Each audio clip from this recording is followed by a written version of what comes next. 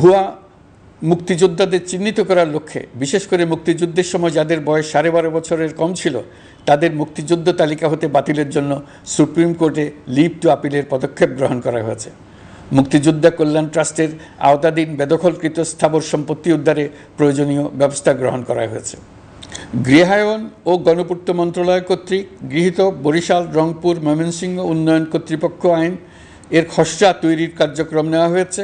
পূর্বাচল নতুন শহর প্রকল্প, ঢাকার আশেপাশে স্যাটেলাইট সিটি নির্মাণের রোডম্যাপ চূড়ান্তকরণের উদ্যোগ নেওয়া হয়েছে। বিধি বহির্ভূত প্রদত্ত প্লট ও ফ্ল্যাটের বরাদ্দ বাতিলের উদ্যোগ নেওয়া হয়েছে। প্রিয় দেশবাসী, আপনাদের আমাদের সন্তানদের জন্য একটি গণতান্ত্রিক বাংলাদেশের রূপরেখা তৈরি করতে আমরা দৃঢ় প্রতিজ্ঞ। আর যেন আমাদের কোনো স্বৈরাচারের হাতে পড়তে না হয়।